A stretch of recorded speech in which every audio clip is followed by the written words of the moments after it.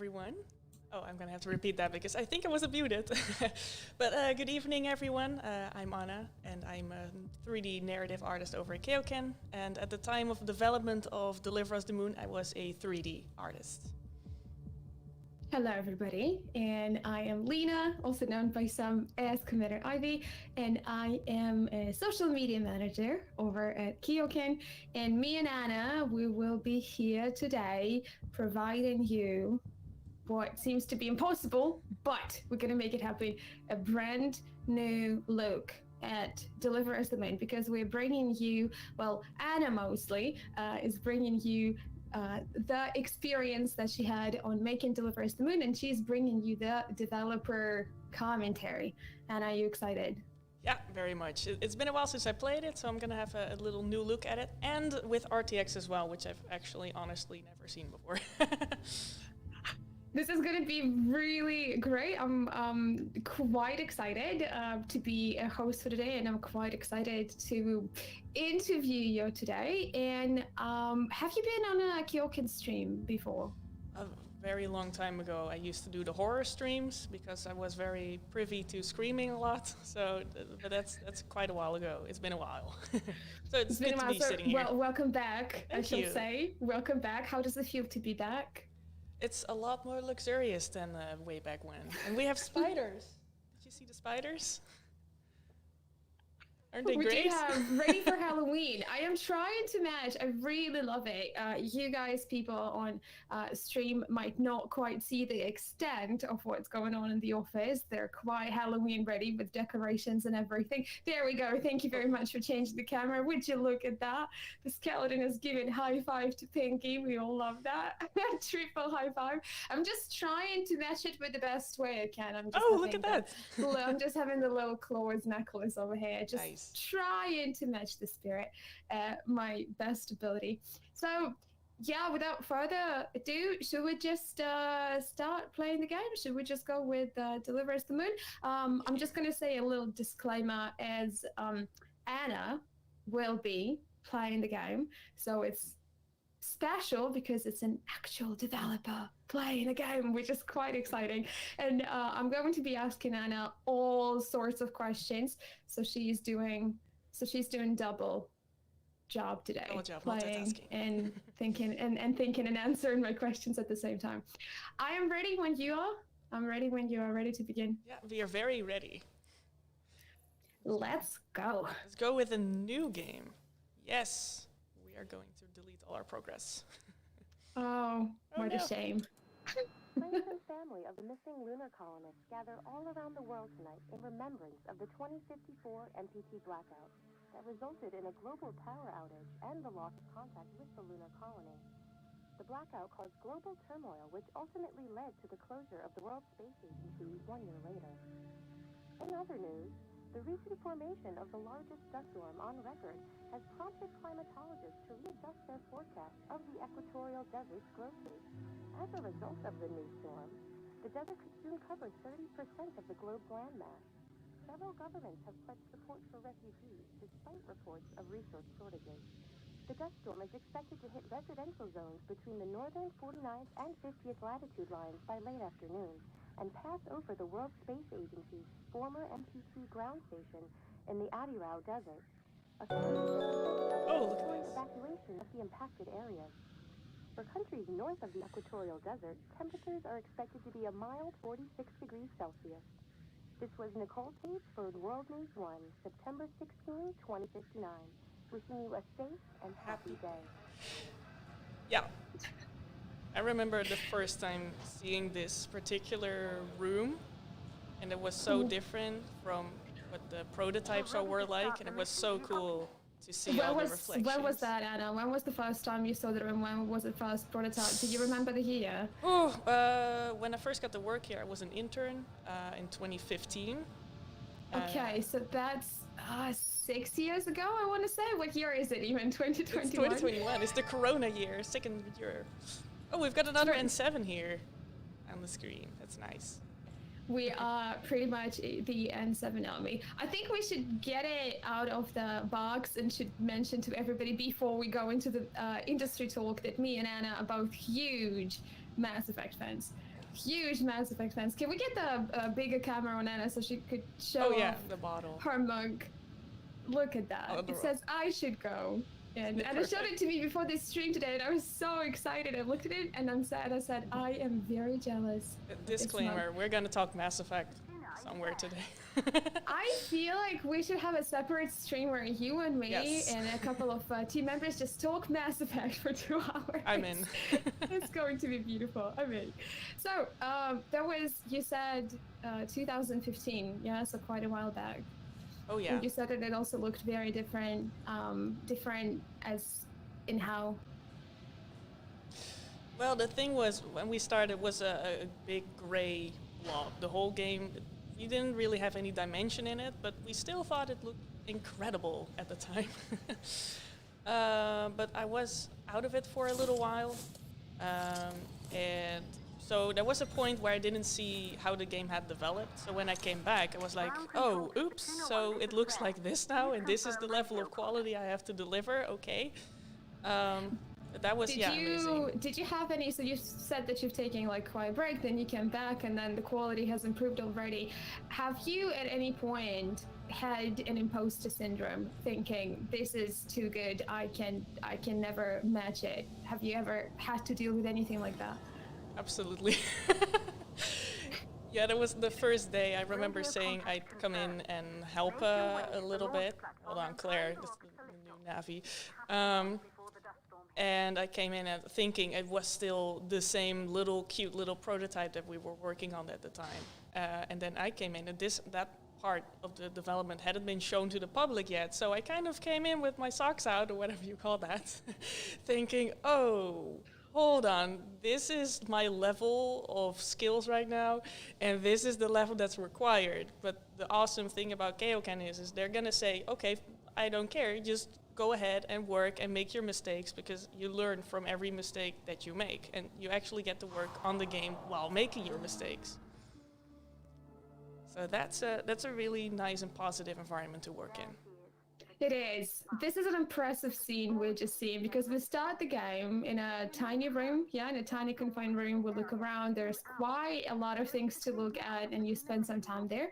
And you also start the game first person, and then you get out of the door, you put on the suit, and all of a sudden it's third person, and there's just like the scale of things that you see.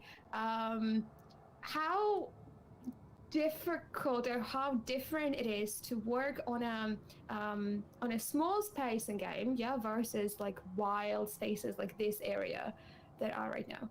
Are there any differences, peculiarities, or is it pretty much similar from the point of view of the 3D artist? Well, the smaller spaces, if we just go back in here, this one required a lot of set dressing. There's all these kinds of little stories that are being told here, so that you have a small impression of what the world is like, how this person that we're playing as, I'm not going to spoil anything, is living. And I actually skipped that, sorry. I've had the QA test the heck out of this game, and I just walked past everything, sorry. It's okay, that's fine, it's all good, it's all good. You're in control, you're playing it the way you want to.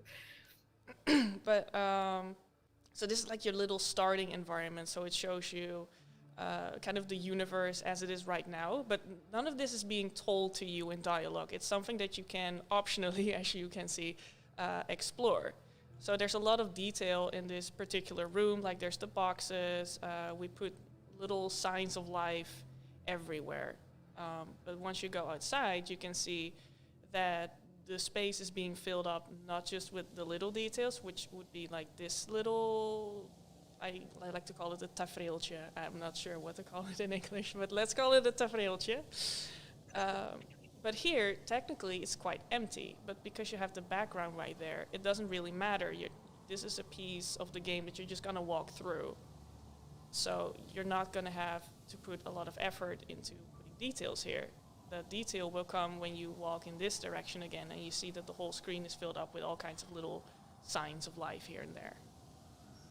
This is quite curious to me. This is quite peculiar. This is very good. Another question that I do have in mind, and this might feel like I'm derailing it, but I'm going to bring this conversation back on track, I promise. You said that when you that you are now a narrative 3D artist, yeah, and then while working at Deliver Us the Moon, you were, I don't want to say just, you were a 3D artist. What's the difference between the 3D artist and the narrative 3D artist? I'm the person who are very far away from the whole 3D experience, right? So what would be the differences between tasks, skills, things one should be able to do?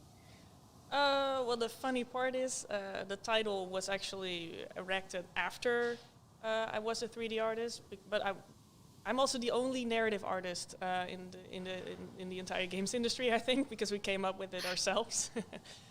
Which makes you very special. Yes, I am very special. But for this game, the stuff that I worked on most was I can walk in here real quick, but you have like this little room here that's for Kathy and Claire. These are two characters who are important in the story, and their father like connects everything together, which is what you're going to find out really soon in the game. But this is the kind of place you don't know that, but we have these little posters here to show you that there was another child who was Kathy, and somehow their mother apparently passed away. This is a very bland example, a very simple example, but it does prove the point that you don't have to tell your player everything. You can also show them things like this little trailer that was used by Claire, as you can see over here.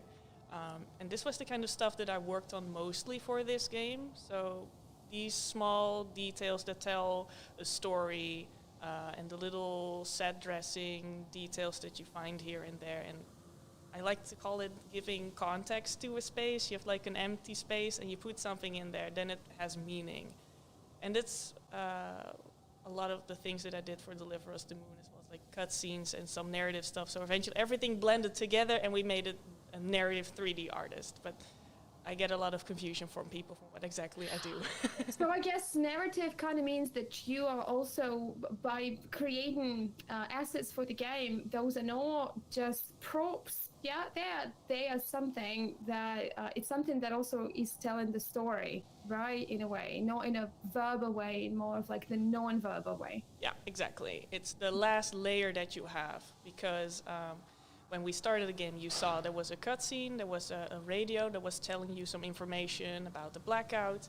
Then you have your second layer, which is, for example, I'm going to have to look for it. It's over there. There's this satellite, and you can scan it. And when you scan it, you get the information on your Astro tool right here. And you can learn about this object that it was created by Isaac Johansson, and it was the NPT, and it transmitted power to the moon, etc. Then there's another layer, which we're going to find later in this level, which is the audio log, which is also voices, no image, it's just the voices. And then there's the items like the comic book that I picked up there is also another layer, and somewhere at the bottom of stuff that you just can't tell. That's like the optional content that for the very observant player, there are these little hidey holes with little stories in them. So how do you feel that not every player is going to discover that art that you created? How does it feel, Anna? Well, I love that I create sometimes these inspectables that you can pick up, and they come in your screen and you just look at them. And I love that I know that I worked on that for maybe 2-3 hours, and I put a lot of love and detail into it. And someone just looks at it like, oh, okay, let's move on. So it's kind of like a child, but you have many. So if somebody like overlooks one of your children, you still have like about 100 more. Yeah. I asked this question to Paul and Koen when I talked to them about Deliver Us the Moon last. But in the trailer, there is a little kid's drawing, and we do come across little kids drawing. Were you the person who drew that? Not all of them. But some of them. But some of them, yes. I had to edit a lot of them because, stuff changes about which family member did what. So I actually had to Photoshop the kids' drawings. I'm not exactly sure who made them. I think it was actually the community manager from back then, but I'm not sure. So if I'm saying it wrong, sorry. But yeah, I had to draw like a child, which is exactly my level of drawing because I'm a 3D artist, not a 2D artist. So it was perfect. I was about to ask, like, how difficult was it to draw like a kid who clearly cannot know how to draw yet? But you've just answered my question. That's just my level. Same. It pretty much matches my level of drawing as well too. So just drawing like a little kid, stick figures. This is it. Yeah. Look at the colors; they're so perfect. Color. There's like a driving house, right? So yeah, that's exactly what a caravan or a camper is. I call it a caravan. Yeah, it looks exactly the same. Yeah. So, Anna, how much did you know about space, the peculiarities of space, the peculiarities of space travel, the way things are supposed to be on Earth, on the moon in the future before you started working on the game? Would you call yourself, I don't like this word, but I'm going to use it, would you call yourself a specialist in the area? No, I wouldn't do that. I wouldn't go that far. But I did always have an interest in science fiction. So yes, we are indeed talking about the distant future and not the present that we're currently living in, which is more what we did for Deliver Us the Moon, like a realistic view of what the world could be like if we just continue looking into the space travel as we're doing right now, obviously. But I did have a lot of knowledge over the science fiction stuff with the spaceships and the space captains and the commander shepherds at the bridge. So that's where I came from with this. And it was interesting to look at what would we need to get to that point where we do have the Navy captains up there in space, because you don't just get there from one day to the next. So it was a lot of fun to look into these space things, and we watched documentaries together at the office, and we watched movies together, and we looked for a lot of references that we could use for the game and technologies that are currently in development, which would be useful in 2050 or around that time that the game takes place. How many references does a 3D artist use on average while creating an asset for the game? 50, sort of, maybe. The thing is, if we just look at the suit, I didn't make this version, but you would have reference for every... I can't point at things, I think, but you would need reference for every piece of fabric that's there, and then you want some reference for all of the little metal pieces there, and maybe some dirt, and then you have a whole folder filled with pictures of dirt, and you have to make it look nice. And of course, there's going to be millions of spacesuits in there. Sometimes you just like the glove or a particular piece of it. Yes, thank you, Claire. We know. Claire just started. I was just standing around. She's like, "Can you please stop looking at this suit and like stop moving?" But yeah, lots and lots of references for every individual item that you make. Yeah. That's a lot. That's impressive, actually. It sounds like a lot of work, and I feel like sometimes it's I myself as a gamer, I used to not realize how much work goes into making a game, that behind every little thing, behind every little model and asset, there is hours of work potentially, and sometimes it just goes unnoticed, and especially if you have like so many references going on. So when the plan for the game is there, right? So somebody sits down and says, okay, we're going to make a game that's going to be called, well, maybe you don't have the name. We're going to have a name, a game where we're going to have an astronaut go to the moon, and we're going to have to explore the moon, and it's going to be our action adventure. This is what we're going to do there. And what comes next, especially for you as the 3D artist, what do you begin with? So there is like this giant puzzle of million pieces, but all of the pieces are scattered around. What does one begin with? Well, way back when, we first made a prototype, and it was a completely different game at that time. It was more of a management kind of game, where you had solar energy, and you could divide that among several bases spread around the moon. And you had these puzzle elements, those stayed, but you just go around building things that you like, and then you find out the pieces that you don't like. For example, we didn't like the management, apparently, because it's completely gone. But that is what you start out with. So, sorry for interrupting you. So, Deliver is the Moon could have been a management game. It could have been a completely different management game with a little bit of story, maybe.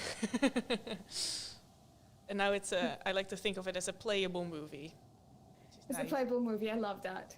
I love that. A playable movie. This is good. Sorry, I interrupted you. Yeah, so you said that you start with the prototype, you had the bases, the puzzles. Please continue. Yeah, so you just have like your little box of Legos and you put them together in ways that you think might work, and you just go around testing them and see which ones are fun and which ones aren't. And then if you keep doing that, at some point obviously you have to stop, because you're going to have so many things that you want to use, and then you're essentially building 30 games at the same time. But the pieces that we found were most important were the astronaut experience. Again, Claire, we know. We wanted players to feel like an astronaut and what it would be like, because there's a lot of children, little girls and boys dreaming of becoming an astronaut. So, and video games are a perfect medium to actually be able to try that on for yourself. And yeah, the visuals were important to us to make it look nice and not set ourselves apart from most of the Dutch games industry, which is focused a lot on 2D games. So those were two primary parts that we were, I'm just going to lower that a bit. Those were two important parts that we took along with us after prototyping. So you do begin with the prototype, you begin with the bigger thing, yeah, which is a prototype, and then you kind of start polishing it and then concentrating eventually on the smaller details, right? Yeah, a little bit. Okay. At the time, we were a startup, so we kind of did a little bit of this and that. It wasn't a polished process, if I'm being entirely honest. But yeah, we did start with like a very small prototype, usually like one level, that we worked on which had all of the essentials that we wanted to show, and we take it to conventions and let people play, and then we took that feedback with us. And see which parts they enjoyed, which parts they didn't, and then we'd create a new prototype based on that feedback. So it was a lot of seeing what the community liked about this, because it's not just about what we like, it's about what our players also enjoy doing. And I think after the Kickstarter that we did in 2016, if I'm not mistaken, that's when we had a very large base of players, also mostly from the Gronk community also. Yes, I see someone cheering in the background over there. And they gave us a lot of feedback as well, and it made the game very noticeable for lots of people. And that's when it really kickstarted the project and what we wanted to do with it. And it gave you more room for adding more things to the game eventually. Yeah, that too. We had a bigger team, we had a publisher, and it all really helped to make it go from that old gray prototype that I worked on in the beginning to eventually becoming this, like a full-fledged game with really cool lighting, and if you can see it here in the reflection. How does it feel like playing with the RTX? Because we see all of the reflections, and they're real-time rendered reflections as well. Yeah, I know how much work it was. Like, wow, there were two of our guys, Kevin and Daniel, who worked on this, and they were really interested in this kind of technology, and it was really cool to see it come to life. I didn't see it at the time because we had only so many RTX cards to divide, and I wasn't one of the people to get one. So I think it's really nice because it adds like an extra layer of realism, which we found was really important, because you actually get to see yourself here, and especially in the later levels when you're in first person and you float up there and you see yourself floating. That's a pretty cool sight to see. Yeah.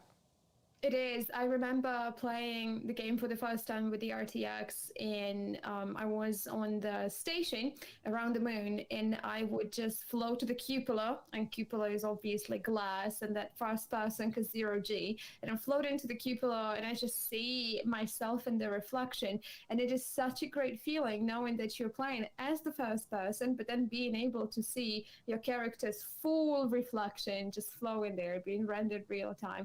It adds an entirely different level of immersion to the game, 100%.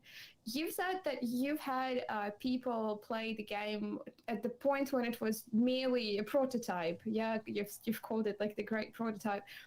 How did it feel watching? I love this question because I think it's one of my favorites. How did it feel watching people play something that you're actively working on and that's something that you've created? Oh yeah, that was the coolest thing ever. Because we were an insanely small team at the time.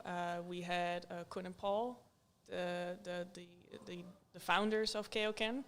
Sorry, I hear a lot of screaming in the background. Wow. And there were 2 3D artists, myself included, and we had a concept artist, and that was it back then. So there were, what is it, six people, if I'm saying that right? That is impressive. Yeah, that was very cool. Oh, and a programmer, of course, because you can't get very far without a programmer. It's actually the perfect point because this is the original suit that people might recognize from the wallpaper. Oh, I love it. So you depicted it in a form of a statue. Yeah. I am so happy that you've pointed out didn't on know? it because I've played the game several times and I would just pass along it and I would not pay closer attention to it, and I am just seeing it for the first time. Oh no! Embarrassing because it's so cool. This was the first prototype when we were about to show it. It's not a good thing to come in there with a default character from Unreal. And I remember Remco, the programmer, he'd put like this sphere on his head, so he had like sort of fishbowl helmet, so it sort of looked like an astronaut, but you know, doesn't really work that way. So at some point they were like, okay, we're gonna need the main character. But there were just Brian and me. I remember Koen coming in and he said like, oh yeah, we need a character. Who's gonna do it? And we were both looking at each other like, do you do characters? No, do you? So I was like, well, I'll sacrifice myself and I'll see how far I get. And this this is eventually what came out of that, the original character. And that was also the poster child for all of the conventions. So we had this like enormous poster in the back with this character that I made on it. So that was, for me personally, that was really cool. I mean, when I look at it now, I'm like, ugh. I think I've seen the pictures from the conventions where it's a giant banner, and then in the original art for it, I think the astronaut was standing right in the middle, yeah, with the moon in the background, and yeah, exactly right like the statue. Yeah, exactly like the statue. So, yeah, it must have felt a bit overwhelming to see your creation come to life in such way, and for people to like come up and actually try it out. Yeah, that was probably the coolest part, just the merchandising that suddenly came out of it. Because I know people use this icon still for their news pages or their icons or posters that they have on their wall. And then I try not to think about the particular texture that is on the lower hand here, which I thought no one's going to see that, whatever. And then it was sort of very, very much in view. So that's kind of a joke running around like, shit, did they use that picture again? But yeah, for me, I still really like this one. If I'm being entirely honest, this is still my favorite helmet design that I made. But yeah, just seeing it out there is really cool. And especially to know that the model, because this is the same model, we just put some silver sort of material on it. But this is the same model that little me made when I was 18, I think, sort of, and it made it in the game, so that's nice. This is a very nice thing to have, and I'm so happy that you put it in the game, and it's like right at the beginning of the game, just stay there. So in a way, it continues to live on, and it's forever depicted in the art, and it's forever depicted there as a statue. The way it was created, this is such a nice sentiment. This is yet, in a way, another Easter egg that I had no idea existed. Yeah. And now I know. And I would have never known if you didn't tell me about it. Does it have something written there at the bottom or no? Yeah, I believe it says Virgo something, which was added later because I actually called this one Jordan. Which Any was specific reason why?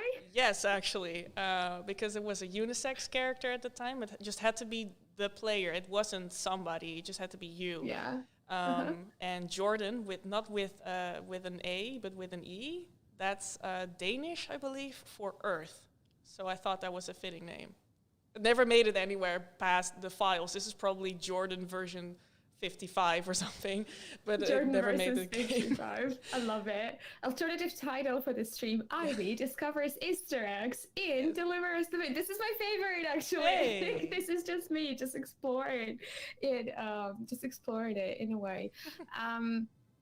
Yeah, and then also, speaking of watching other people play the game, after the game was finished and after the game was released, would you come across people playing it, like maybe your family members, your friends, or any streams? Because, we're streaming on Twitch right now. Would you watch any of the streams either on YouTube or on Twitch altogether? All the time. Or would you all the time? Really? Because it was so cool, because I was still a student. I've been a student for a very long time. And it was just so cool to just work on a real production, a real entertainment production like I always dreamed of when I was little. And to actually see people playing it and enjoying it and looking at the things you made. And yes, I will be honest and say I just wanted to see what people said when they looked at something that I made.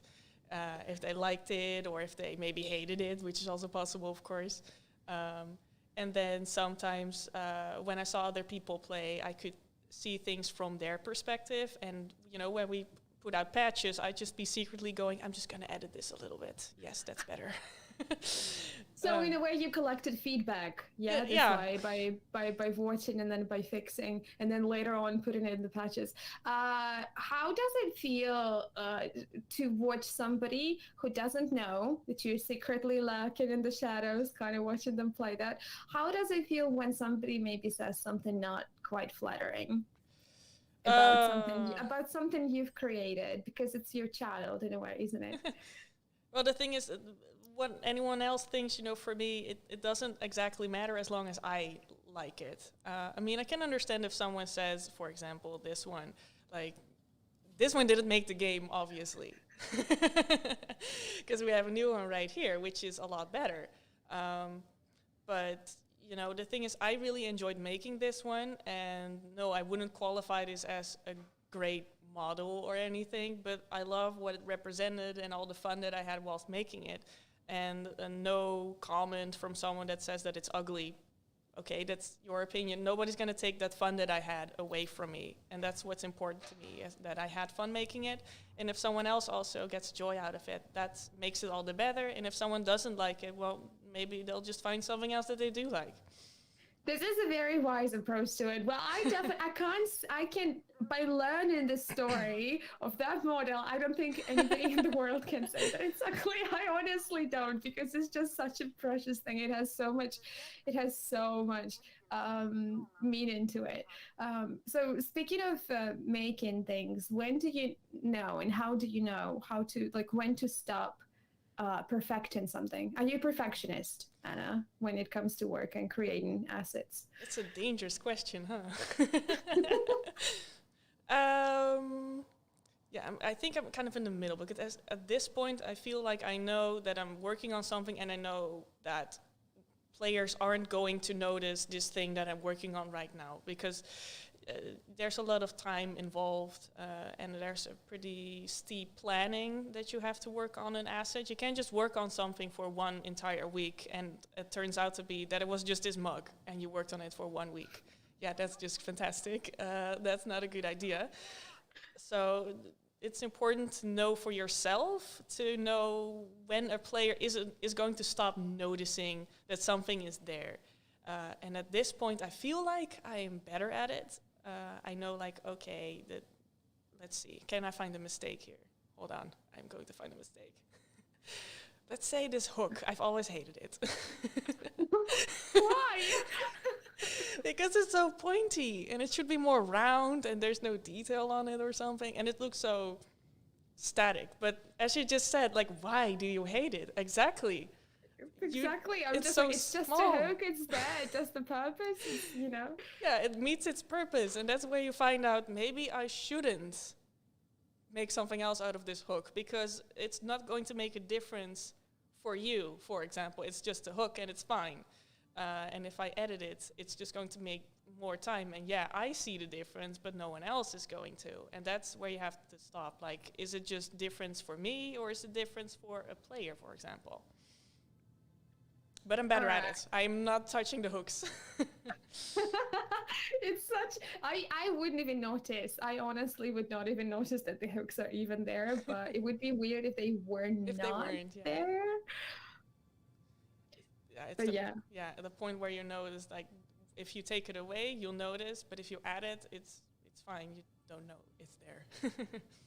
You don't know that it's there. I tend to, as a player, I tend to explore my environment a little bit more, well, not a little bit, way more in the beginning of the game. So when I start the game and when I'm doing that, in the beginning of the game, in the first couple of locations, I explore every nook and cranny. I take a look at every single little detail. You check out how the physics work, if there are physics.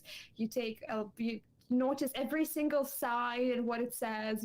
I'm trying to read every little billboard that is there with every little text. And I've noticed that the more I proceed in the story, especially if it's a story-based game, the less I pay attention to everything that's going on around me. I don't care about the details anymore. I have a goal in front of me to kind of make it to the end of the story. Do you use the kind of like the same?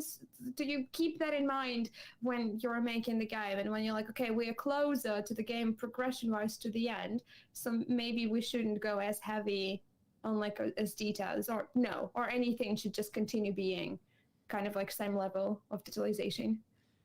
Yeah, I understand what you mean. We kind of do that. Oh, I'm gone. Oh no. Oh no. Technical. There we go. You are back. Welcome back, Anna. Crisis averted. Crisis averted. Yeah, we don't necessarily, because we have 6 levels. We have 6 levels. Yes, we have 6. Yes, there are 6 levels. This is something, the information that only you would know, because if somebody asks me, okay, Lena, how many levels are in Deliverance, I would be like, I have no idea.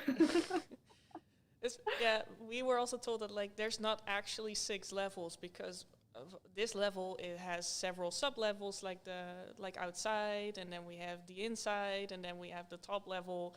But for us, it's 6 levels because they're on the same map in the engine. But as far as the storytelling and detailing goes, I happen to have done all of the environmental storytelling for the final level. And no, I didn't particularly hold down anything. I just went all out there on that level. So actually, to Livarian, just kind of like, yes, go. Go at it. But the differences between, there's these, I'm not sure if that was just before here. Oh, I wasn't allowed to run. Yes, this is like a little hallway, which is just, you're going to just walk through here, so there's not really a lot going on. There's a little bit of contextual set dressing, like a little waiting bench to look over there. But as soon as you come out here, because this likely you're just going to run past here because it's just a hallway that connects to another area. And this is more of a little bubble, so as you can see, there's a lot more detail here. And specifically over here, there's a lot of story going on because there were people here and apparently they had to pass their time apparently smoking. I thought we removed all of those. We had to remove those.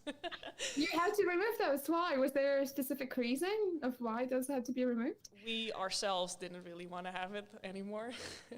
So I remember photoshopping all kinds of stuff, but apparently this one survived. I think maybe this is the only one that we were like, okay, we'll just have one. But Okay, we're just gonna redact this part of the stream and the video for posterity. So I'm going to remove it now. Redacted. This did not happen. Here, I've censored it now. So we're just gonna look over here. The checkers board, which is far more interesting than that thing that is not hiding behind the helmet. But this tells a little story of how the time was being passed, and apparently, you know, people had to sleep here. It's not quite a bed because it's these things that you use for Ellie in The Last of Us. What do you call those? Pallets. Pallets, of course, they are pallets. Pallets, yes. Yes, thank you. A little bit of derailing, keep your thought. Speaking of The Last of Us, I really didn't like the fact that she cannot swim just for the sake of us using those pallets. I was so annoyed with it. Anyway, back to what you were saying. Well, we have enough. If we can swim, there's 4 here. And possibly Good. more. One for you and one for me. No Titanic is happening Yes. on our watch. Oh, yeah, perfect. That's a great idea. But yeah, so this is like the area that you spend more time on to make these little stories come to life, to know that you're not the only character walking around here. There's more people in the background, also a part of this world. And so we differ that per section in a level and not necessarily when you get near the end. But we are aware that the people who actually finish a game. This was very surprising to me because when I buy a game, I buy one game at a time, I finish it, and then I buy a new one. Oh, I should learn from you. I'm not this way. So I always finished every game, and I kind of thought everyone did that in that way, but that's entirely not true. That was a pretty hard fact to learn. The crazy reality is I'm the person with the backlog of, I want to say 500 plus games that I've purchased but have never even launched, let alone finished. Oh. It sounds like a personal nightmare, but also mine, and I'm leaving it. And I've just embraced it at this point. But then I feel really honored that you finished this one several times, as you said just now. Because I keep saying that, and I'm going to say for everybody who's watching, that Deliver Us the Moon is legit my favorite indie game of all time. So, yeah, it is. It 100% is. Because when I played it for the first time and I finished it, I just sat there screaming bazillion out of 10. That was my rating. Oh, what? Nice. Thank you. That is cool. It was really great. It was good. Yeah, let's continue talking about the whole making of the game. When you create something, how often do you have to like completely scrap what you've created and then make a new one? There is obviously the player model, yeah, that was scrapped and the new one was used. But how often do you come across the need to just scrap entirely and start from scratch? I would almost say on a daily basis, but no, I'm serious. Also, just there's a lot of stuff that doesn't ever make it into the game because you personally are working on something, and then you yourself, before anyone sees it, like, oh, I hate this, I have to make a new one. Nobody can ever see this or know that I made this. But whenever it makes it into the game, I mean, you're constantly iterating on everything. I think, like, during the final days before launch, we fixed so much stuff. We have our best, like, our golden hours are in the late hours right before a launch, I think. Because we just suddenly like, oh no, this is my last chance to finally edit that hook, for example. But yeah, there's so much scrapping going on that at this point, it's just a normal part of the day that someone says, oh no, we have to do this different or adjust it. You'd rather not scrap something because you still worked on it for a very long time, but you do want to improve it. So you're constantly just doing the same thing over and over, insanity, to make it look nicer and better and see if you can salvage something. But in case of the suit, yeah, we had 3 over time. This was the 3rd one and the final one.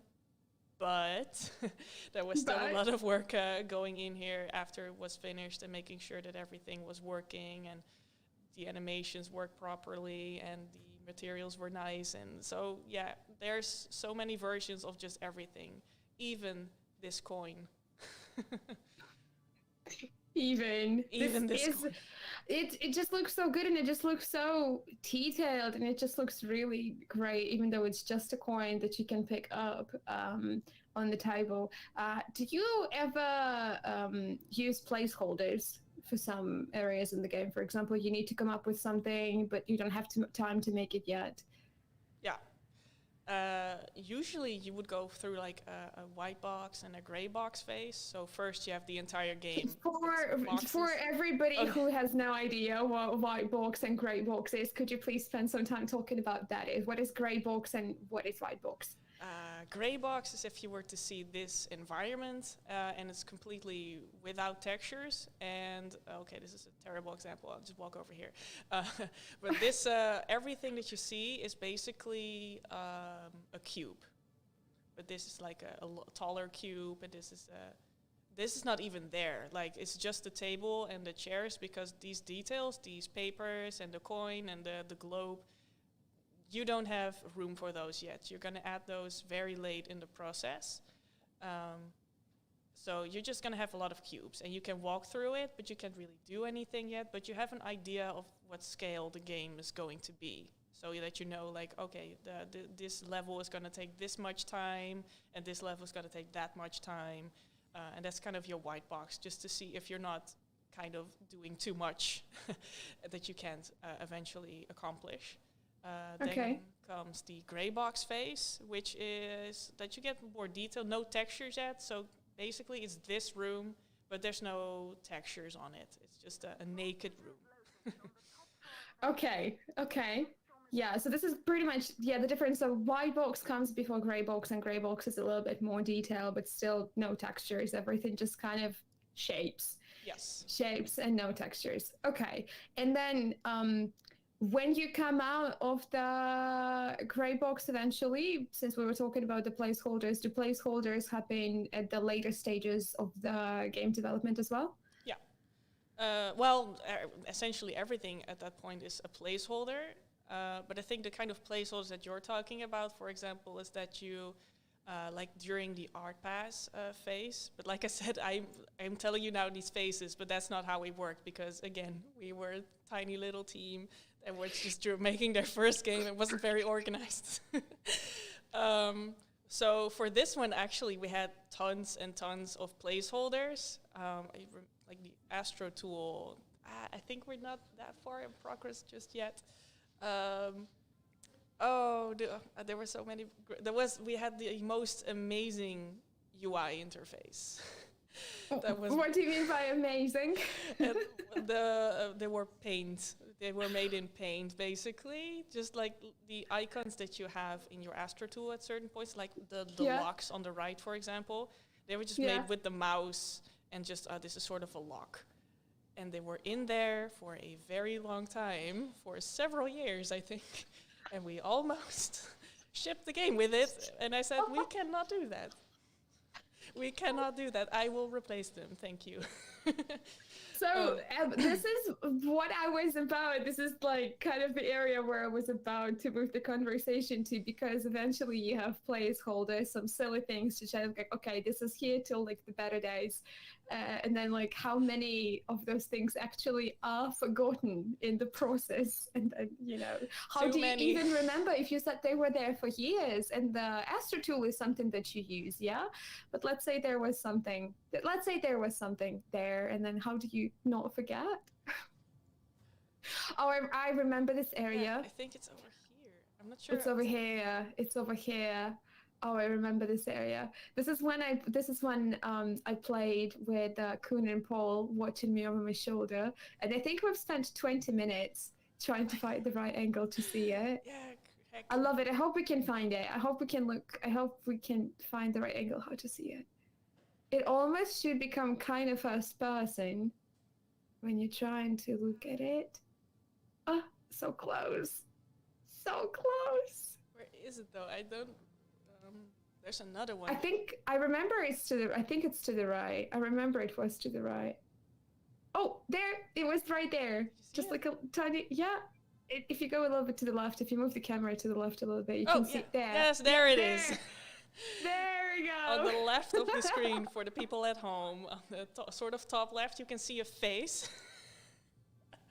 Yeah, sort of top left. You can see a face, like the eyes and the nose. Can you tell a little bit about it to the people who have no idea why it's even there and why it's still in the game? Okay, so this wasn't actually a placeholder. We have two very hilarious level designers who hide things anywhere and everything. I think if we ever get to the last level and I'm part of that stream, there's a fun bit that we have to show.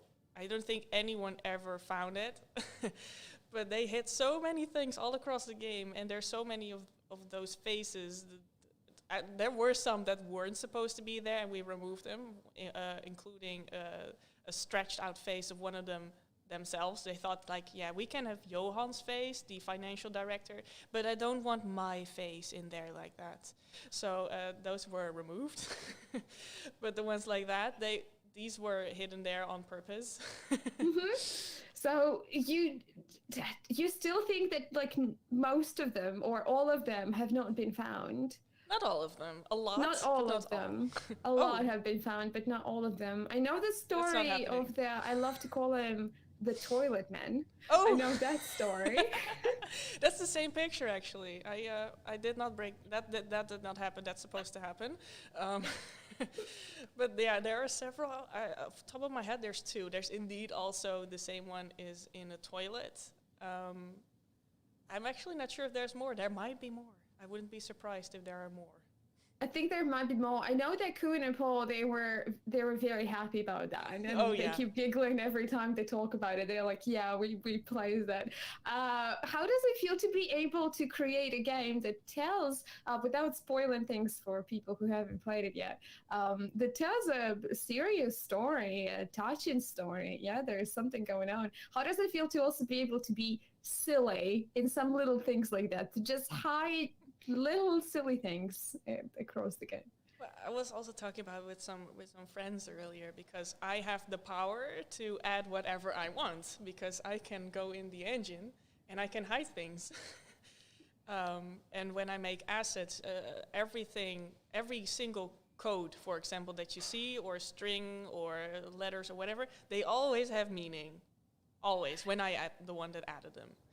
So it's just fun because, yeah, they're not in the foreground really, so I don't think they really obstruct them. It's also nobody besides me, I think, is going to know, because there's a package actually in Space Station, and you're gonna like this one. I don't know if you remember it, but you can find a package that says Ace parts in Space Station. I think I remember. Yeah. Yeah, if you were to look very, very closely, you would find the name of my shepherd, Viola Shepherd, among the list of shipments. Oh, are you serious? Yeah.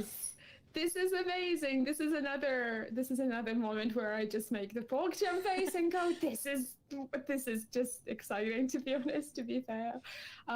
This is great. So this is the one. Is there anything else that you've put in Deliver as the Moon? I feel like Viola Shepherd is kind of fitting. Yeah, right.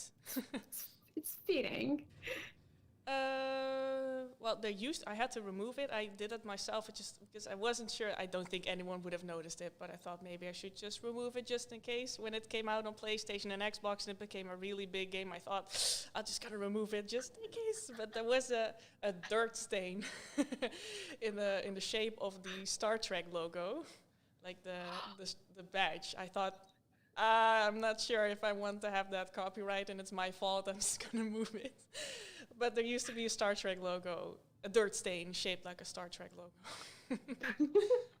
This is great. This is just Oh, it's so good. Just tiny little things for people who might accidentally find them, and then just say there. Oh, look, there's just like the name. But it's so funny that you put it there with best intentions as a little bit of the Easter egg, and then the game became big, and you're like, okay, maybe it's time. Maybe it's time to kind of go a little bit. Maybe some person who worked on Star Trek is gonna see it and like, oh no, yeah, I want my money.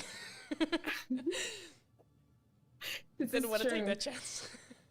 This is true. This is very, very true. And how many times does a game developer play the game on average during the development process? I see someone laughing at me, but there was a point where kind of I see you laughing too. Me and the game designer Merlin, we were kind of the in-house QA team at some point, which meant we kind of played the game every day from beginning to end, to the point where it just became awful and I hated everything about it. I couldn't look at it anymore. I went to sleep dreaming about it. What was the craziest dream that you've had about Deliver Simone? It wasn't necessarily about this, but I've dreamt hold on, wait. I kind of vaguely remember it, but it involves someone being very disappointed with something that I did. Oh no! And I remember I had to make rocks for the moon, and one of the level designers, Kevin, looked at the rock that I made and he said, yeah, I don't really like this one. I think you should go to the moon and get some references. And then you can work on it. But I thought, like, how am I going to do that? And then this is the, I don't know why. But the game designer, Merlin, she came to me and she said, oh, yeah, you're going to need to go to the moon. And you know what you need? Guinea pig hair. But you can't have my guinea pig hair. Everybody, that you are going crazy. Also, I added like but you can't have my guinea pig's hair because she has several guinea pigs, and she's like, you can't have the hairs of mine. You need to get it somewhere else. And I don't know why, but that's one of several dreams that I had about it.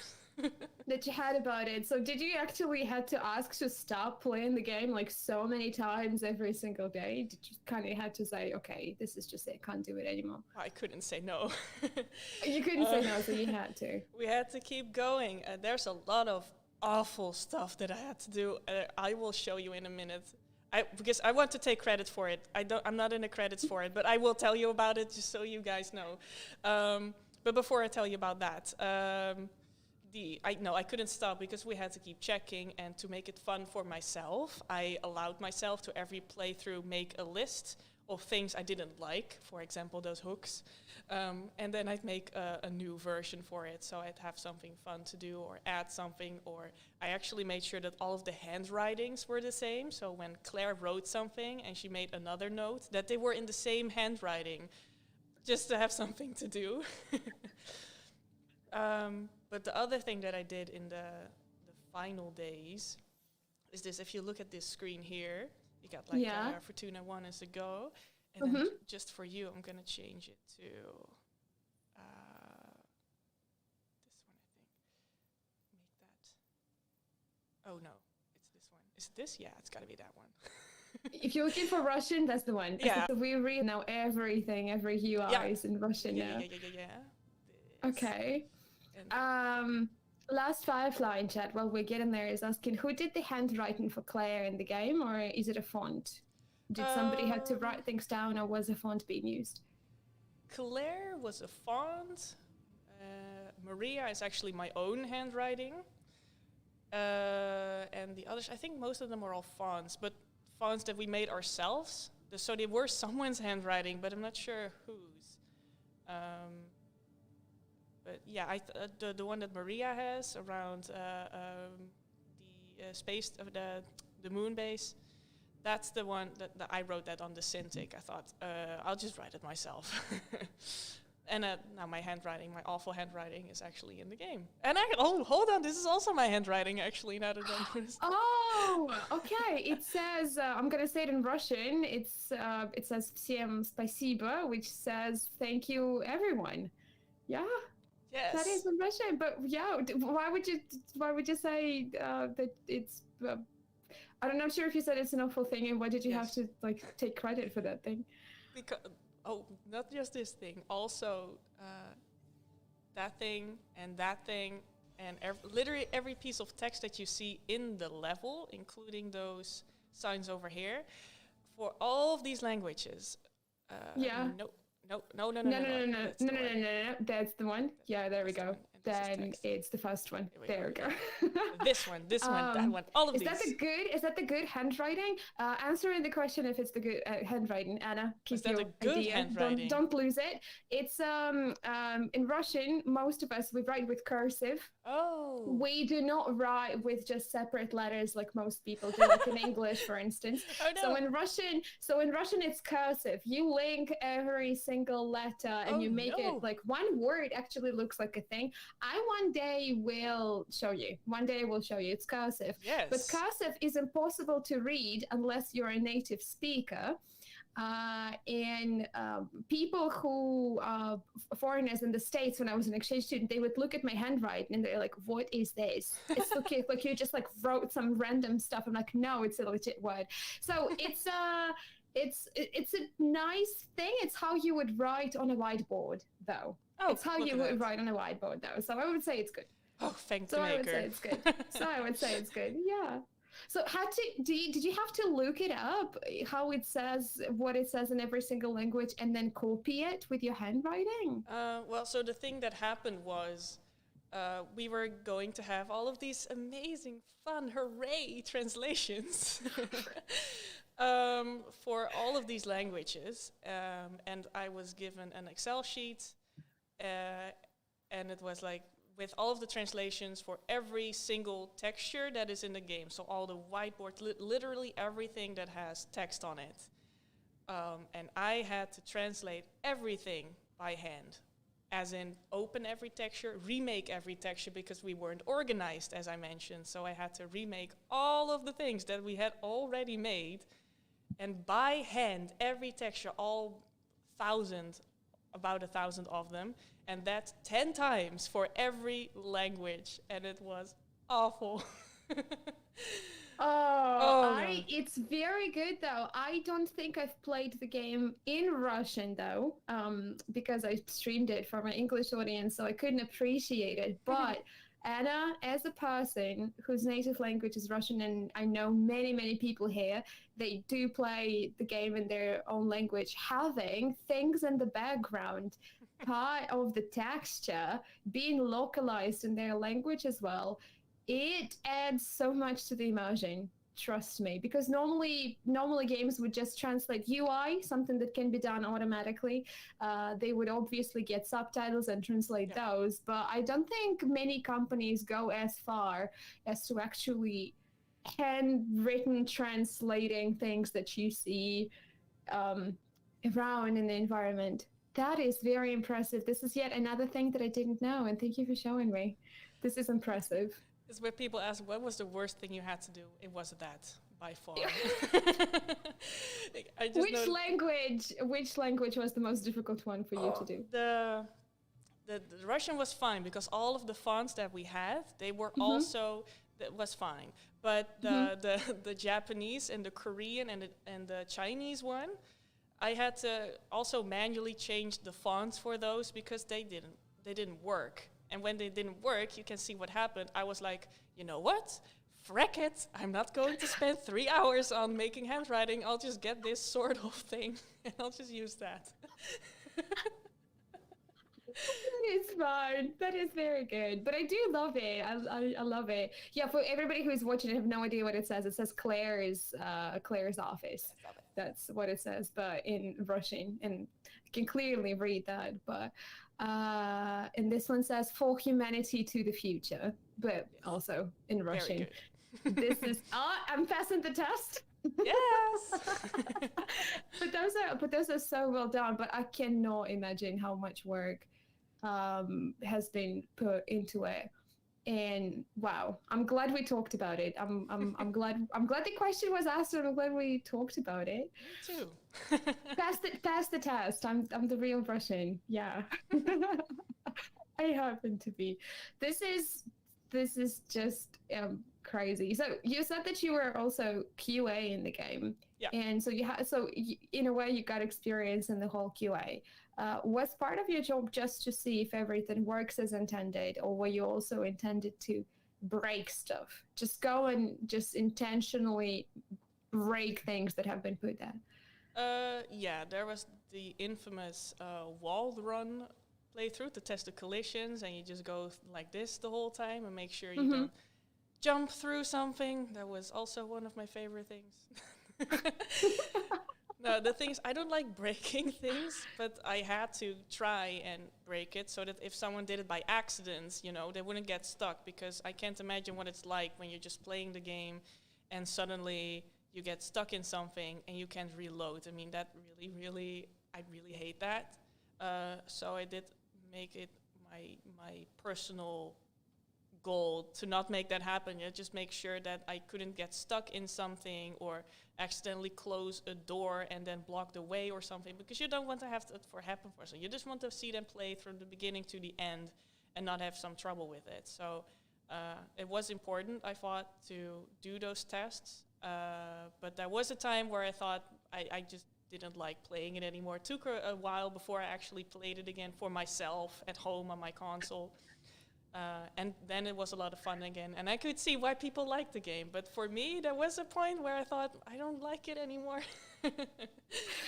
And so you play it so much that you what happens to you when you see something so much? And it also, I guess, applies to work and like creating stuff.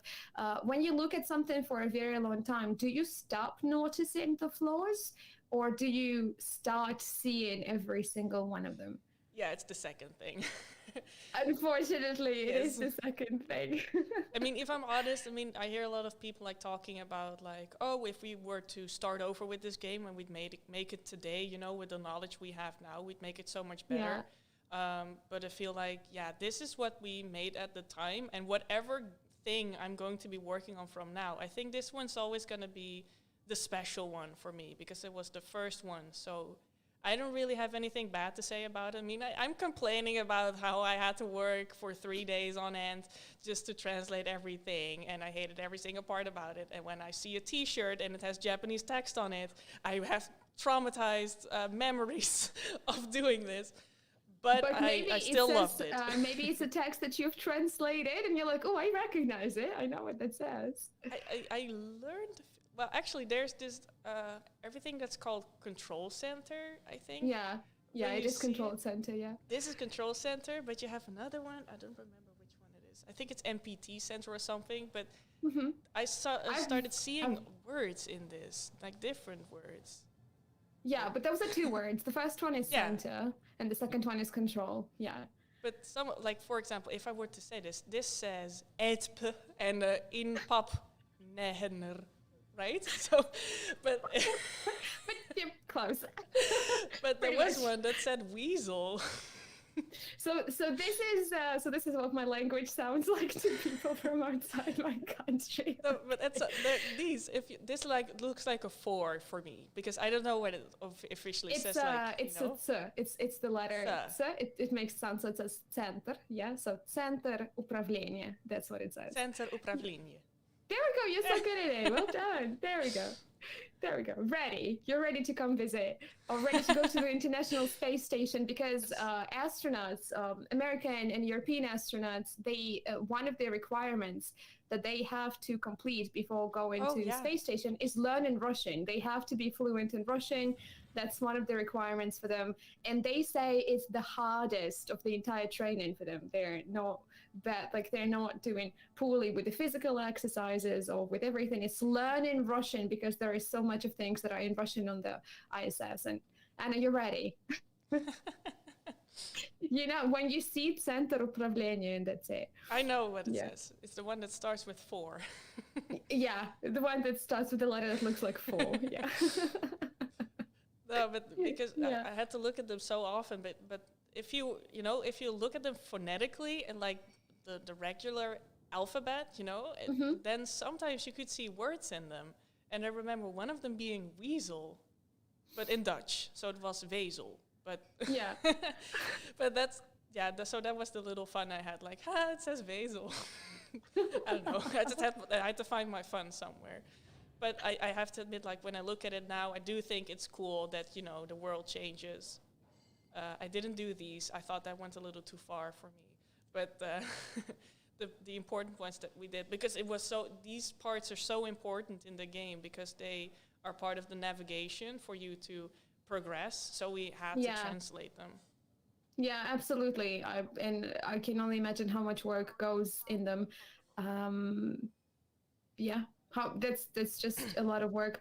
Do you remember? Oh, we're going into the fun area of the game.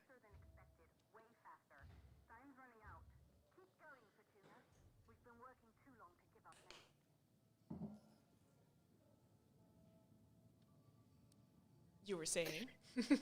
Yeah, I'm just reading the chat message. One of them says, I think Deliver Us the Moon is a little bit like the Lord of the Ring movies. So much work and ideas and passion went into it, and the learning by doing process was huge. But in the end, you just feel the love that went into it. Would you agree with the comparison, Anna, that Deliver Us the Moon is Lord of the Ring like? I would say, honestly, I'm one of those people that couldn't get into the Lord of the Rings. I am so sorry for everyone. I am same, so it's absolutely lost on me. But but if we just change the word into Star Wars, if we change if we turn it around a little bit, we went from fantasy to sci-fi. Yes. Okay, let's go. Go back into theme. Yeah. I would say, I just what I find important when I play a game is that I can see that people had fun making it, because when I see that someone else had fun with it, I find that I can also enjoy just the fact knowing that someone else had so much fun putting it together. So I'm actually really happy to see someone else say that they can feel all the fun that we had when we were building this, because you cannot imagine how much fun we had putting this together. I mean, it was there were ups and downs, obviously, but the parts that I like to remember are the ones that were a lot of fun and funny and just cool stuff to work on for the first time. And that's, so happy to see someone say that. Does it feel a little bit bittersweet when the main development process is over? I know it's never truly over even after the game releases, right? But let's say the game has been released, and how does it feel realizing that, like, for so many years you worked so hard with the team, laughing together, crying together, overcoming obstacles together, and this was just like your baby, and it's done and it's out there? Does it create a feeling of emptiness inside? Maybe. How does it make you feel? Just to see it lying there in a case in a store on an actual physical disc. I mean, that was for my dream. For me, just a game isn't a game until it's on a disc in a store. So seeing that, it was a kind of closure there. So it was, for me, it was okay to see it out there and finished, because we had so much time for the polish and getting rid of all the hooks to do everything that I personally wanted with it. So for me personally, I think it's fantastic the way that it turned out, and I got to do whatever I wanted. And, there's always more children. But for this one, I was actually totally okay with seeing it out there. We were all really ready to show the world what we had made and have people play in the universe. Those were some really crazy days when it first came out, because it came out twice. Yeah, can you tell a little bit why? Like, what was the story with that? Because when I look it up, when I look Deliver Us the Moon release date, Google gives me one date, and then Steam gives me a little bit different one. Yeah, true. How does that happen? Well, for people who wonder, because obviously gamers would kind of have questions like, what, I thought it came out a little bit earlier. Well, the short version is that we just ran out of time. There were so many factors into play back then that I'm not sure if I can go into detail about it, unfortunately. Well, yeah, well, let's not go into the detail, but more kind of like of the concept of kind of like in general terms of things. Well, it very dramatically it came down to either we release now or we release not at all. But this was at a time where we were forced to end a game in a place where we didn't want to end it just yet. Because there was always a plan for another level, which was going to be the end, obviously. And we kind of stopped before that level. The point where you're supposed to go into your end game, like you're ready, like we're going on the suicide mission from Mass Effect 2, when you're going to do that. That's when the game said, okay, bye, we're finished now. Thank you. The worst cliffhanger ever. Yes. That was, I mean, for us, that hurt really bad as well, because we knew we had to delay that. I mean, we always had the plan to retroactively give players the ending that they obviously deserve for getting that far in the game, and the ones that we felt the game deserved, because you know, we were releasing a book and half the pages were gone from the last chapters. That's not fun. So that was in 2018, and that was also when we got another publisher, Wired, who really helped us. And we didn't just make the ending, we did a whole overpass for the game and improved things, because a lot of the improvements that I talked about just now, like all the hooks and whatever. Yeah. You really cannot get over the hooks, Anna. Stupid hooks. They haunt you. They haunt you. In my dreams. Beautiful shot, by the way. This is just right? beautiful with the light and everything, and with the RTX on as well. Just stunning visuals from the game. I love it. But that was, the Wired people, they really helped us not just make the ending, but make it like a massively awesome ending. If you ask me what was the coolest part, it's the end of the game. I'll go play the end. So you really enjoyed working on the ending? Yeah, that was probably the coolest thing that I did for the whole game, because again, we had shrunk down in team size. So I was not just a 3D artist, I was the 2D artist, I was the cinematic animator, I was the narrative designer. There were so many things I had no knowledge of. It was like, oh, you work in that software, right? Yeah. Okay. Can you do that? No, but do or do not. There's no try. Let's go. So there was a lot of learning for you as well. Oh yeah, so much learning. So much learning. How does it feel in general to be working in the gaming industry?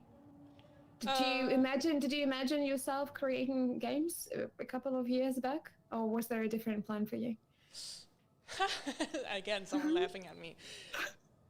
Oh, no, the thing is, I when I was little, I never really dreamt of being a game designer, I think, but I always knew that I was going to do something creative, or rather, people told me that I was probably going to do something creative.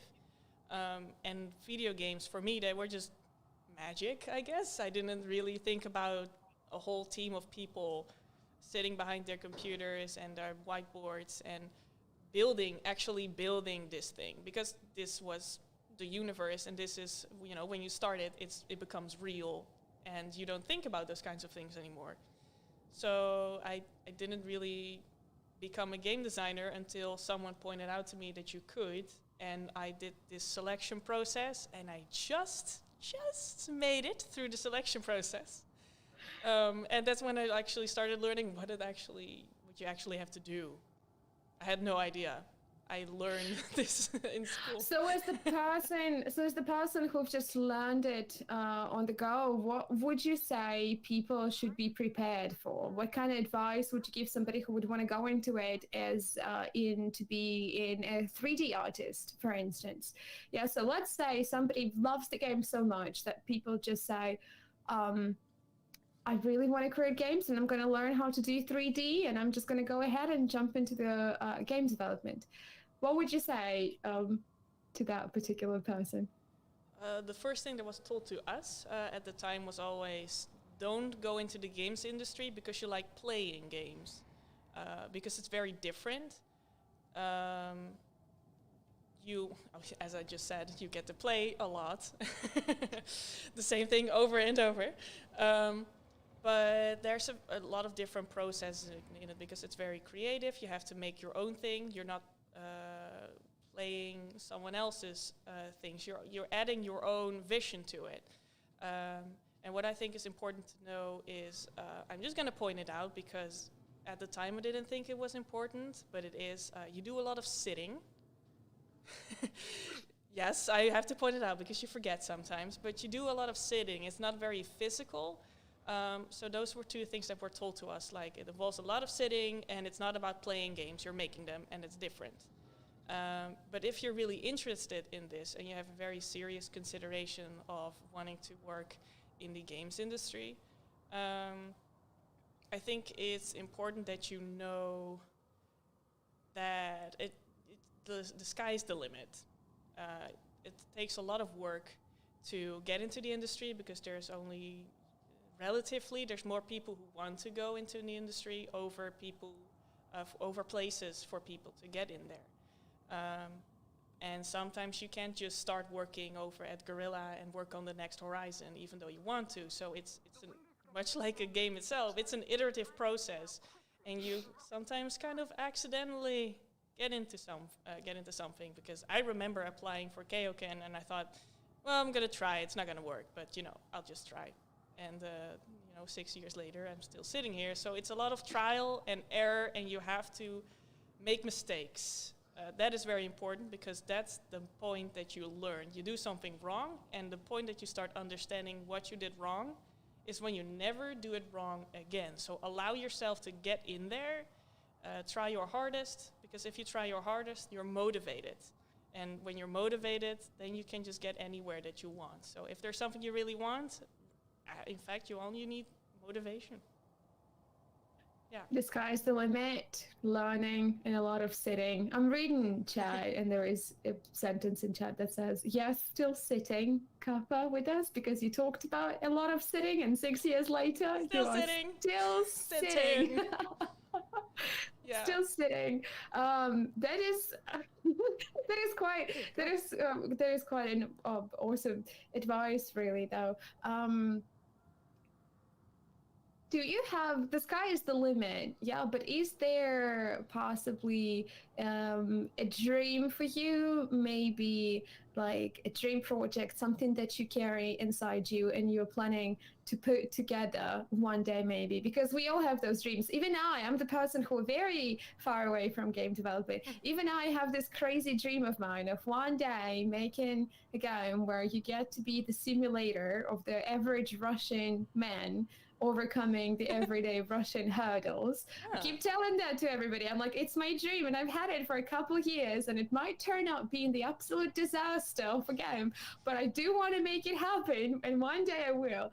Is there, do you ever have those ideas where like, oh, I would want to make like this game, I would want to make, that game?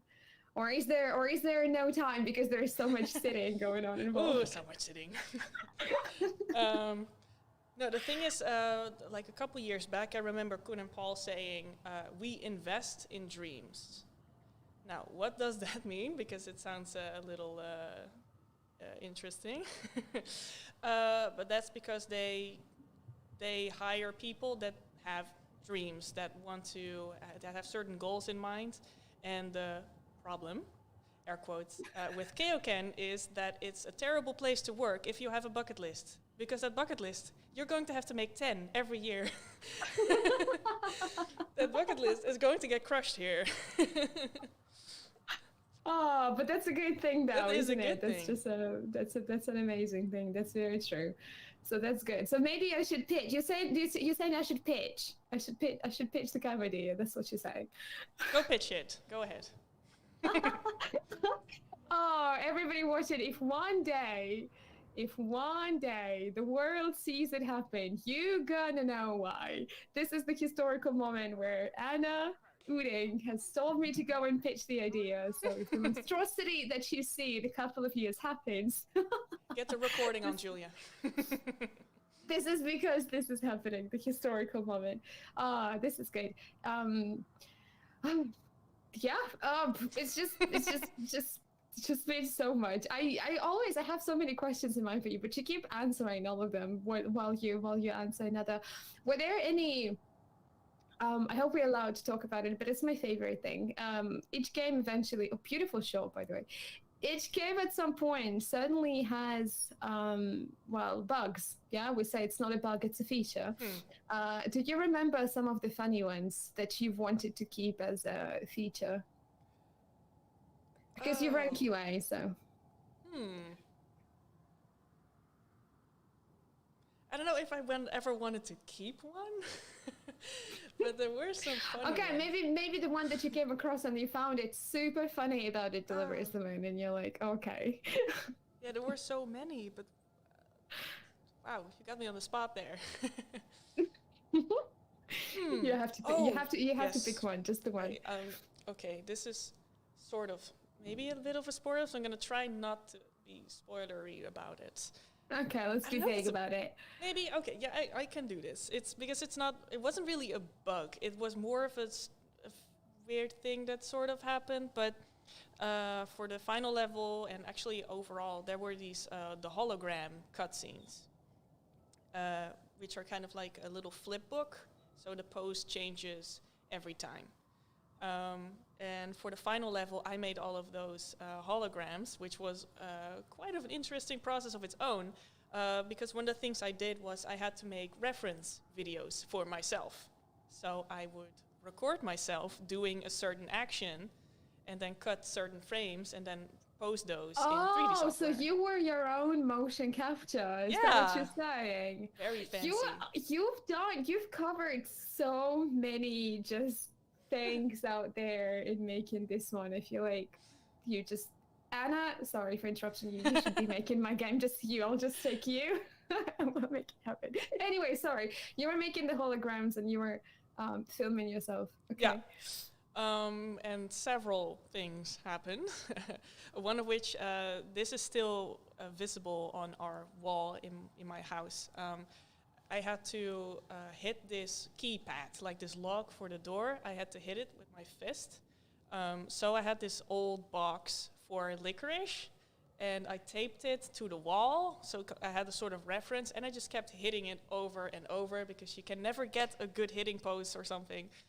And at some point, I accidentally slapped it off into my mother's antique ceramic food plate, whatever thing. There's actually a recording of this. I don't think we ever showed it, but maybe now we can. But I want it. I want to see it. I want to show it. That sounds amazing, to be honest. But that wasn't actually the problem. The problem was that because I taped it to the wall, a whole bunch of plaster came off with it. And my father never noticed it because I put a plant in front of it. Does he still not know? No, he still doesn't know. This was 2018. He still doesn't know. Do not show this video to Anna's father. Do not. Oh, the plaster's gone. We had this sort of fern, and I just I made the lights lower so that his eyesight would not be in the place where the plaster was gone. But that part is still in the game where I hit the box and it came off because I used it, obviously. So it's in there. Ooh, that would be so good. That would be so good. I need to see that. I feel like we need to show it. I feel like we need to show it to the world and tell the story. That is just so great. Another thing I didn't know that was there. I have it somewhere. I will send it to you, and then you can share it with the world. Please, because I feel like the world just needs to see. That is so great. Okay, so this is the thing that you've done, right? You've filmed yourself, and you then used it to create the holograms. Was it the most unusual thing that you had to do while working on Delivers the Moon? Yeah, I think it was. Out of things that as far as production went and weird things I had to do, I think that was it, with hitting people with what do you call that, VDOVINA? The stuff that you you lit it on fire and then it smells and there's smoke coming off of it. Incense? It's incense. Yeah, you just said it. Okay. Anyway, I hit someone with that. I accidentally lay down in someone's dirty old socks. They happened to be in the same place that I wanted to be. Oh, and with the game designer, we had to like drop and fall, sort of like a sort of fainting kind of thing. And we did that in the hallway of our previous office. Yeah. And so we were kind of like slamming ourselves into the wall and then fainting. And then suddenly that guy came in because it was a pretty uptight office. And he came in and like, you're not wearing... There's just like Well, people making games. There's just people fainting and falling down. Yeah, but that wasn't the part that was interesting to him. No, the part that was interesting to him was that we weren't wearing shoes while doing it. We were on our side. That was the weird... I don't know. That was the weird part. We were slamming ourselves into the wall. That was fine. Right. But not that we wore no shoes. That is so... Oh, that is great. Okay, this is a cool part of the game. Probably, well, one of my favorites. Did you work on anything that we see on the screen right now with the control panel and everything? Oh, that was another one of my annoyances. This thing, it has hard edges on it. Not soft ones. I didn't want to change it. I assume you're probably the only person in the world who sees it that way.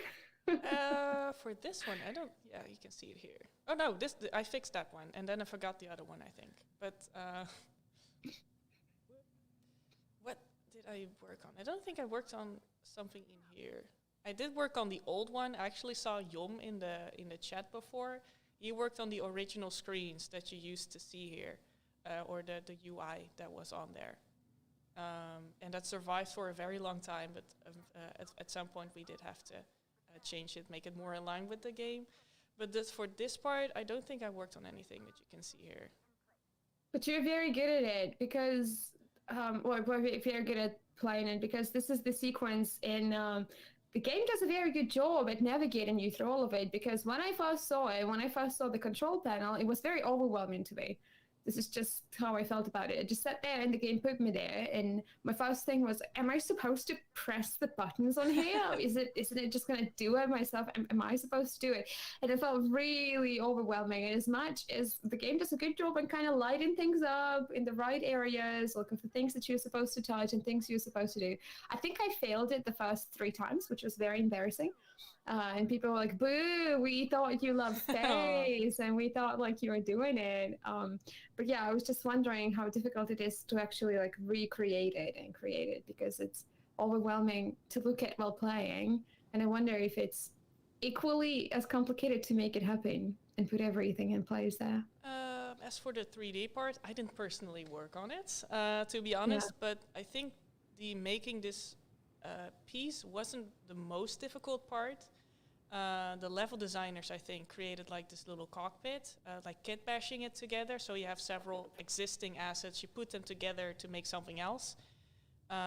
This one I happen to know was a separate piece, so that took some time, and creating all the little buttons and the emissive lighting. So these little lights, they're not actually lights, they just look like they are lights. So they're sort of fake lights. But the real process and the real work went into what feels good in pressing these kinds of buttons. What is fun, what makes you feel in charge. And that's more of a game design thing, actually. That was I think the most important part that went in here, like what's a fun sequence, and game design is all about what feels good, what makes you feel a little bit powerful in places. Would you say that it's true, because Paul keeps talking about it and it keeps being mentioned, that the way how you would do it IRL not necessarily works how you do it in a video game, not necessarily how it's perceived in a video game? Yeah, it's because a lot of things aren't really fun in real life. For example, we're not going to let you go to the bathroom in the game. So we take the coolest parts, the fun parts, and obviously we have a little bit of creative freedom there, to make it more gamey, like in real life, you know, there's certain jobs that aren't fun, but when you make a game out of it, like a truck driving simulator, suddenly there is some peaceful element to it. And I think the same goes here, that you take what works for you, and it doesn't necessarily need to be the same thing. Because if you want a real thing, you can watch a documentary.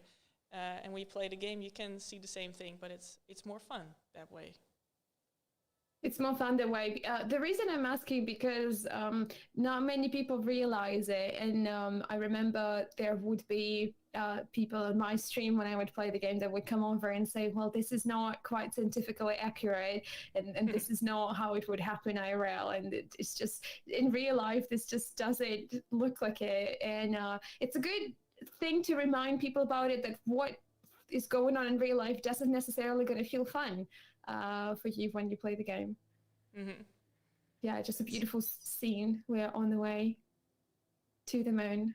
Anna, would you go? Would you go to the moon to get the moon rocks for the reference? I'm going to give an awful answer, and Koen is actually going to hit me for it, I think, but I have no desire to go to space. Not at all. a single one. Not for a moment. Not for 2 days. Not until I can actually be that naval captain. That's the only point where I'd ever go to space. Before, so you did have no. So you wouldn't go as a space tourist, right? No. I think I'm just gonna stay with both of my feet right on planet Earth. Is there any specific reason do you not have like the desire to experience it firsthand, or how it all feels? I just don't trust it yet. I feel like I am definitely going to die, yeah. And that's not worth it to me, sorry. I'm enjoying the things I do here just as much, if not more. Just as much, if not more. This is not the answer I expected, but I love it. I love the answer. It's really great. I love it because well, yeah, I think I would go. Oh, we have the docking sequence as well, which is quite exciting as well too. I'm not sure if you know, but I think it wasn't there before. I think NASA has released the docking sequence, like the docking simulator, where you can try and dock and try and see if you can do it first try. Yeah, we did play that together, actually. I had to stop because I get motion sickness from games if I'm not too careful, so that didn't work for me, but I did. There were a lot of people in the office playing it and trying it, and I'm pretty sure Kevin and Brian made it fine. They're really good at games. And they made it through the simulator okay. But this one actually used to be super difficult. Did you have to make it easier to kind of let the people not be stuck on the area? Oh, yeah. Oh, by the way, this is always a face for us, like a screaming face. It does look like a screaming face. It looks like it does look like a screaming face. Just kind of going for it. Yeah. And the final question that I have for you, because this has been super fun, but I think it's time for us slowly to wrap it up. I know that it's not quite your area there, but you're probably going to help me there because you've worked on so many areas here. I'm asking because I've recently watched somebody play Deliver Us the Moon, and they were stuck on this certain area. If you remember, there are like some places where you need to take the batteries and put them in a different place to open the door. And there were area where you move the sides a little bit and the new obstacle shows up that you need to overcome.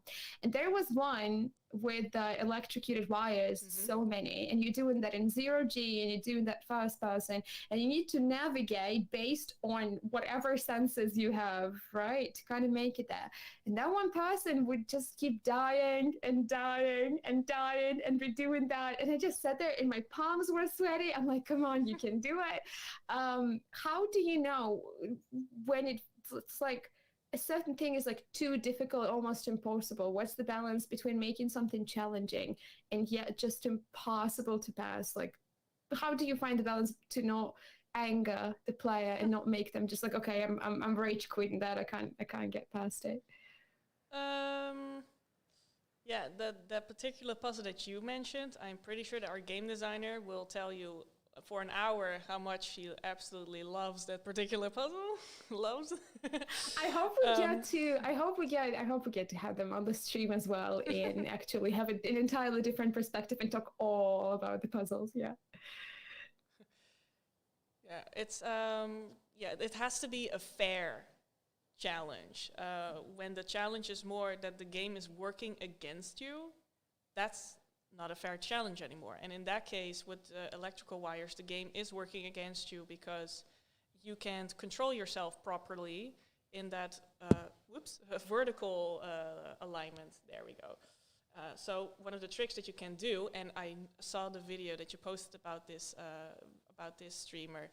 What you have to do is you have to go sideways, because then you do have your control. So I can actually do that here, obviously. So if this is your vertical, you'll have to go horizontal, because this movement is wider and simpler, whereas this one, as you can see, is not. So at this point, the game is working against you, because it's telling you to go in horizontal, but that's not the easiest way to control it. But if you were to turn it, it would become easier to go past those obstacles. So in that case, from us, not a good idea, as well as there's no save points between the pieces of that puzzle, which makes that one a prime example of an unfair challenge in the game. So if you made it on the first try, kudos to you. I don't think I've had problems. I just went slowly and just crawled my way through there. Very good. Yeah. That is an interesting point. So it was kind of put there as a little bit of the unfair challenge, but still as a challenge. Yeah, it's I guess the trick really is to turn around a little bit. But yeah, that was also a learning process for us. So right now when we're making puzzles, we spend a lot of time also making sure it is a fair challenge, and that you don't throw the controller down because you think it's unfair, but you throw it down because you yourself really want to beat it and you yourself aren't skilled enough yet to make it through. That is the good kind of challenge, that you know that you can do it, but it's just not working yet. That is good. That is good. Okay, so we slowly, unfortunately, have to end. It's been an absolute pleasure. I have personally learned so much about the process and about the games and the Easter eggs and everything, and just like so much insider information about the game that everything just has a brand new meaning for me almost. It makes me want to go and like see it differently. Play it again. So I appreciate you sharing that, and I appreciate you sharing the knowledge and being so honest about the way how you felt. Some things that you absolutely loved doing and some things that you really did not like doing. I love that you're being honest about it, because it kind of shows how much of a different process it is. Because it would feel weird if you just sat there and like, oh guys, making games is just unicorns and rainbows. You just make them and it just feels really great. Yeah, I hope I wasn't too honest. I think it was really good, and I think that is something that is a valuable piece of information, really, that I wish I personally could get about so many games out there. So everybody who is watching this, has been watching this, or will be watching this in the future, they will really appreciate, especially there are so many Deliver Us the Moon fans existing and new fans, because I get messages on Twitter from people who have just played it and finished it and loved it. Still getting discovered. That's cool. Yeah. The game is still being discovered, so that's really great. So Anna, is there anything you would want to say to people at home watching, people who'll be watching in the future, from yourself to the fans of the game? Always invest in your dreams, because that's how you crush your bucket list. That's my dramatic end quote. That's your dramatic. I love it. Anna, thank you very much. You too. It's been an absolute pleasure. I cannot wait to have a stream where it'll just be you and me, and hopefully somebody else just nerding about our favorite game series, like Mass Effect. I think that'd be exciting. It's been a pleasure, and everybody who was watching and who will be watching, thank you for watching this video. It's been a pleasure. All right. Thank you very much, guys. Yes, thanks and, everyone yeah, for joining us today. yeah. Bye.